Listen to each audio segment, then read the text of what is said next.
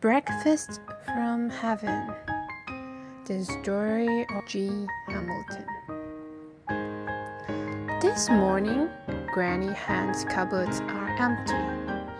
There is no food at all. 3 days ago, thieves broke into her house, stealing all her money. Yolanda, the girl who came to help her, says, "There's nothing for breakfast today." "Set the table anyway," answers Granny Hen. "Why set the table if there's nothing to eat?" asks Yolanda. "Just set the table," says Granny Hen. "It's not 8 o'clock, and I don't eat breakfast until 8:30. Yolanda sets the table reluctantly, making a lot of noise with the plates and tableware. Granny Hen goes into her room quietly. She closes the door and kneels down to pray by her bed. She says, "Dear Lord, if it is your will for me to go without breakfast, it is okay. I can accept it. But please do show Yolanda that you are worthy, and you will prepare for me all that I need." Granny Hen leaves her room after praying to God. Yolanda is still mumbling and grumbling. It's 8:20. Suddenly, someone knocks on the door. Who can be so early in the morning?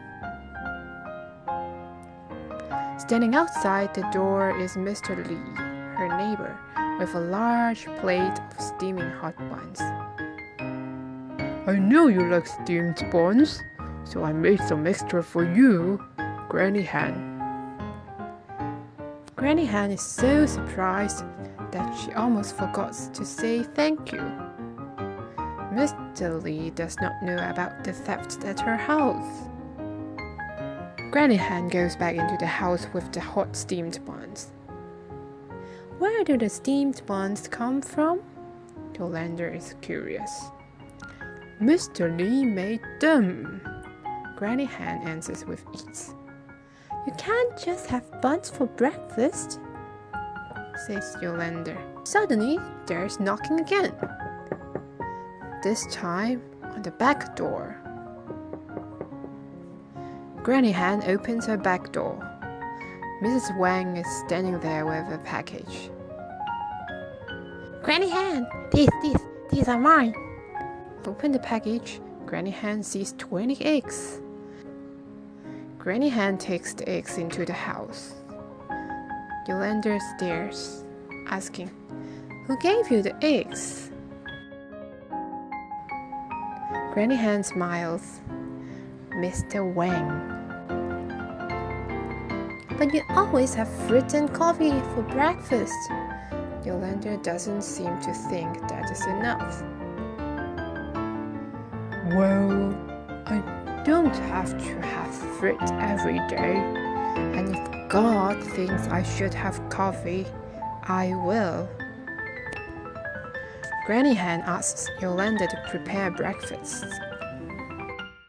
Just as she prepares to put the eggs into the pan, there's knocking on the door again.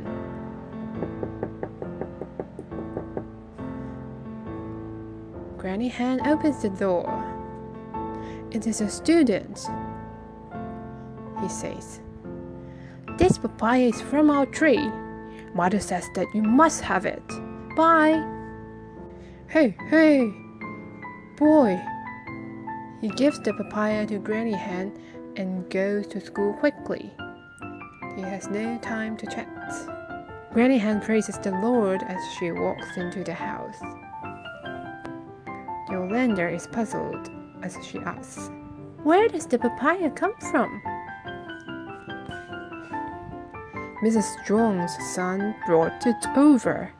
It is from the tree. Isn't it beautiful? But Yolanda said, there's no coffee. If God wants me to have coffee, Yolanda, I will. As she speaks, someone knocks on the door again. This time, Yolanda rushes to the door as Granny Han follows. It is Mrs. Wang. Morning, Granny Han. My husband is a pilot. A few days ago, he came home with this coffee, and no one likes it at my home. Do you? Even though Granny Han likes coffee, she feels that the gift is too valuable. Oh, you can sell the coffee to the store in return for a lot of money. No, but you like coffee, right? Mrs. Wang is very insistent. Oh, yes, I do. Then Mrs. Wang gives Granny Han the coffee and rides away on her bike. Granny Han says, "Thank you, Mrs. Wang." Back in the door, Yolanda keeps saying, Mrs. Wang is so kind to you. She can sell the coffee at the store for $300. Granny Han doesn't pay attention to what Yolanda says. Her heart is filled with joy because God has proven once more that He does heed her prayers. This is a wonderful morning. She will remember this all her life. Have you ever wondered if God really listens to prayers? The answer is yes. No matter what circumstances you are facing now, God surely answers your prayer. Not in your way, but in His way.